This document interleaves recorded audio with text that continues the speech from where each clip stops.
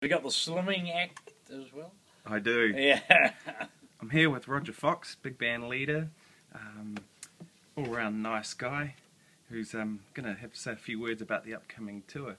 So Rodger, how did you get started with the big band?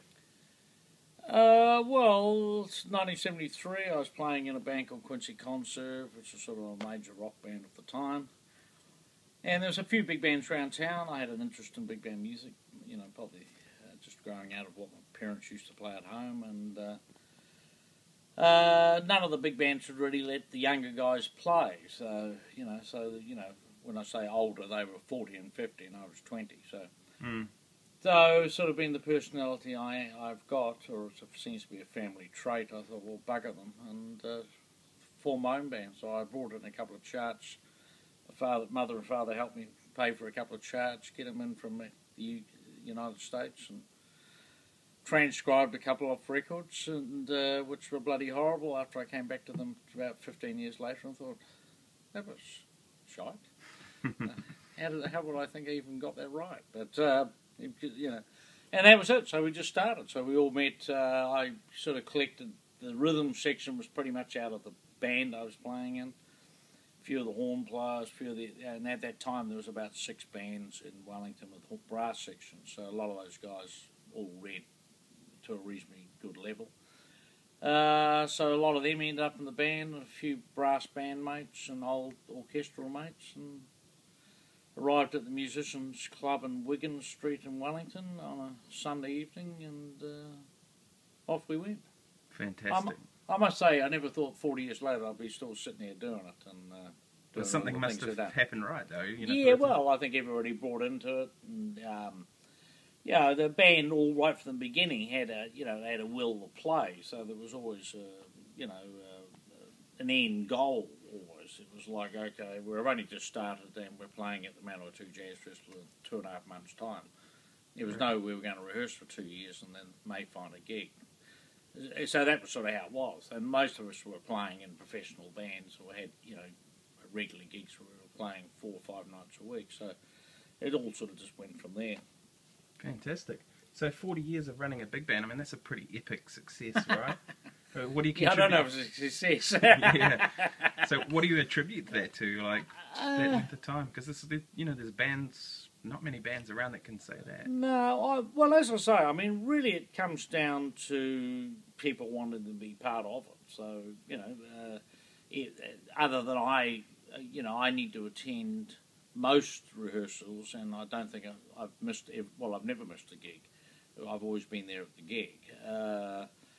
But everybody still has to buy into it, So you get to rehearsals and then sort of go along with the crazy schemes I bring in and say, hey, we're going to go to blah blah blah, and everybody sort of goes with it and gets in and makes it work. So it's been a collective thing, really. Other than I'm sort of driving it. So but I couldn't do it if the 18, 20 other cats on the band over the last 40 years hadn't bought into that.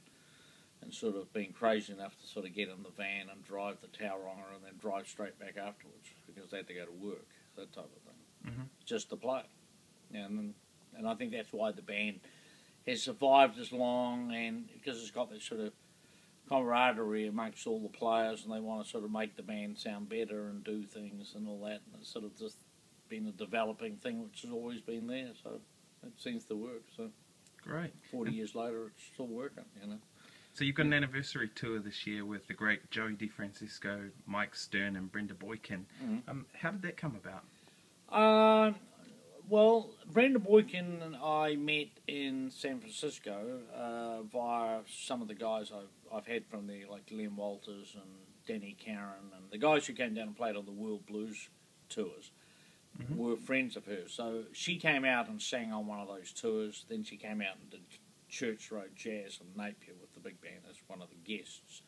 So that's how I've kept in contact with her. Joey DeFranceco really was just a random out of the blue call. Christopher, my brother who plays trombone on the band, suggested him, and he flicked off an email and got an email back saying, "Oh yeah, I'd be interested in looking at that." So I then took it over and gave him more information. And he's been here once before. He was here with John McLaughlin and whatnot. And then Mike Stern I've met, and then, funny enough, he was here 40 years ago.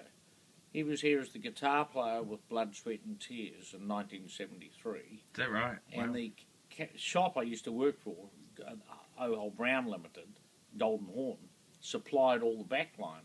And I actually went down because I ended up looking after the horn players. We went out sort of raging after the concert, or actually before the concert as well. So for a change, yeah. And I like Mike Stern was there. I didn't hang out with him a little bit, so it was quite funny. And then I was looking at bringing, and through various sort of reasons, and got hold of him, and he'd done some things with a couple of the European big bands, so I knew he'd worked with big bands, and he had charts, and I liked the style of music because it's sort of more on the funky or sort of modern side, so it sort of suits what we do with the band. With the band plays that stuff well, I think, and has done, pretty much since the band's formed. And it just all sort of came together under the banner of sort of being one of the things we're doing to celebrate the 40 years of the big band being in existence. And when we do the Auckland concert, there's about 40 or 50 of the players who have been on the Auckland band over the last 20 years are coming to the concert. So, and things like that. Fantastic. So there's trying to sort of make it a thing for the band we've got now. Wellington Jazz Orchestra, and as a sort of a celebration for all those who've been part of the creationists of past bands. So, what are the venues you're playing? Well, we're doing the artists all arrive in on the 1st and 2nd of September.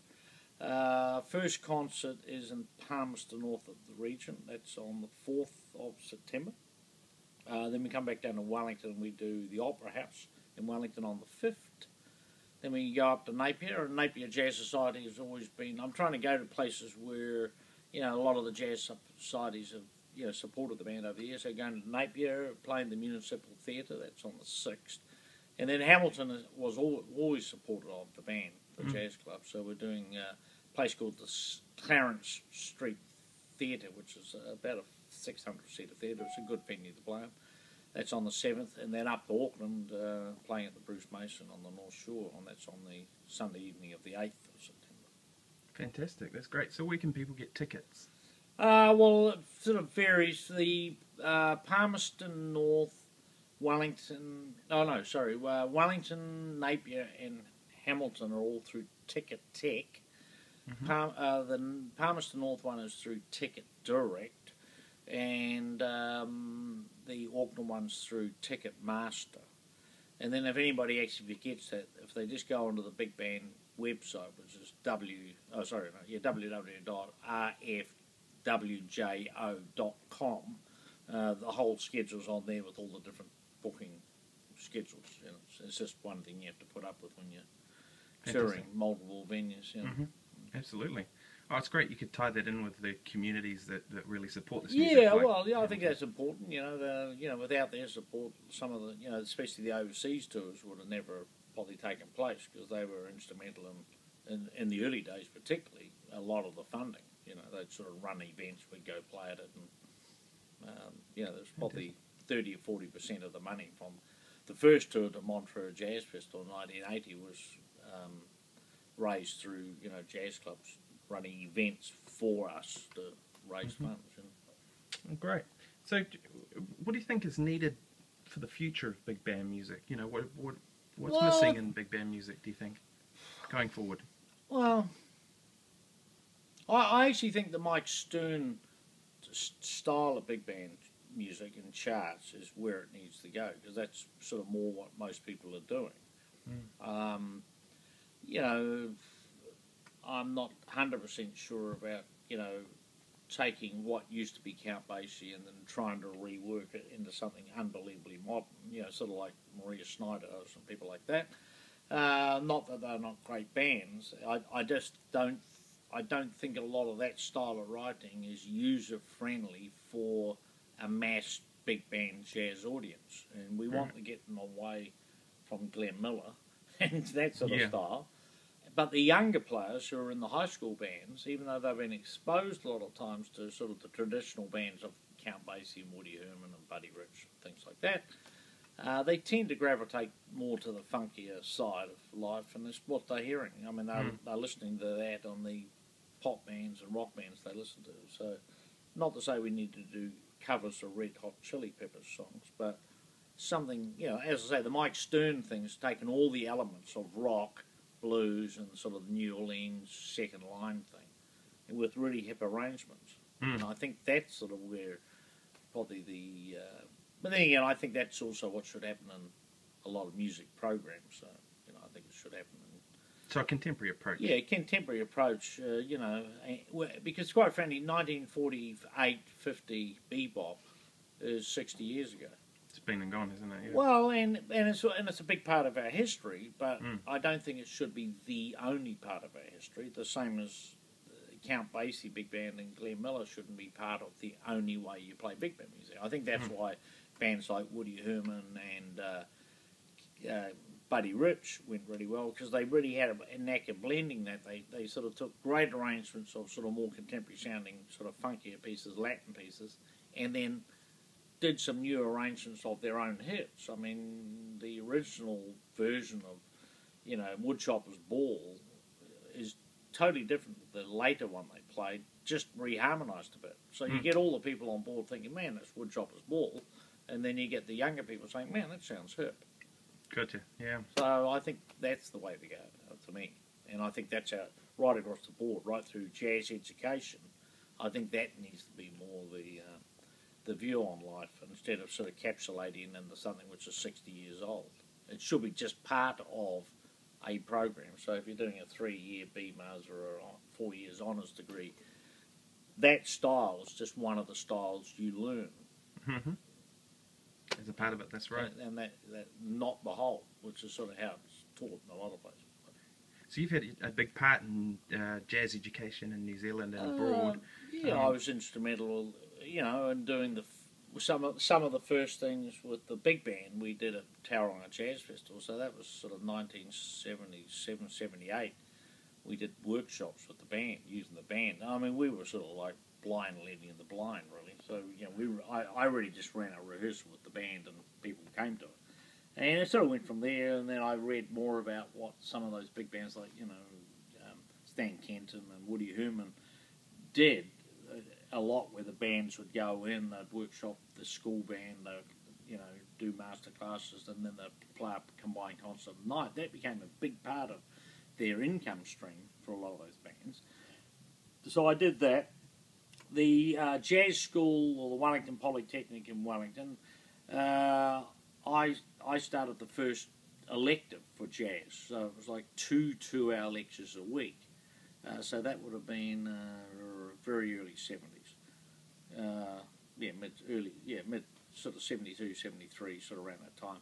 So I went and did 2 2-hour sessions a week, and that I had everybody from bassoon players to classical guitar players to violinists to people who were playing saxophone.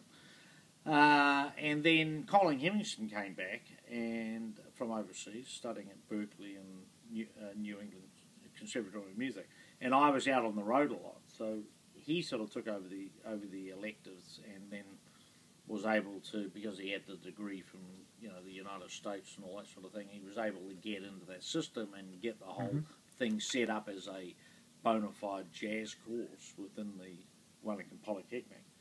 And then years later, we're at the New Zealand School of Music. So, you know, sort of all things transitioned through there. So, but I do still a lot out in more community-based things, where I go in and do workshops with the local big band, and go into the schools and workshop the bands and do all that sort of thing, which, you know, I really enjoy doing. And I think it's a way of actually trying to keep that part of it developing. Because if we can develop that high school scene and the sort of regional sort of the teachers, and get the whole level keep progressing, it just the students are better. And if they're going to study music like at a university where I teach, they just come in more tools, better level of starting point, which means hopefully after 3 or 4 years they can achieve more.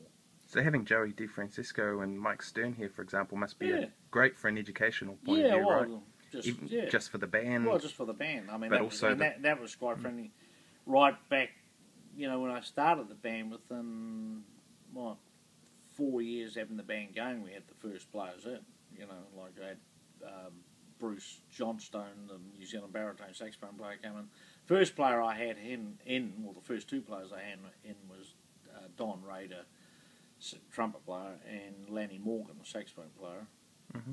And then Bobby Shue came in, and then those group of guys introduced me to a lot of their friends, because they all had a good time down there, and I was like, man, you should get hold of this guy, he's got this big band in Wellington, blah, blah, blah. So all of a sudden I started getting, letters from various ones, or phone calls, and it sort of just went from there. So now, I'm probably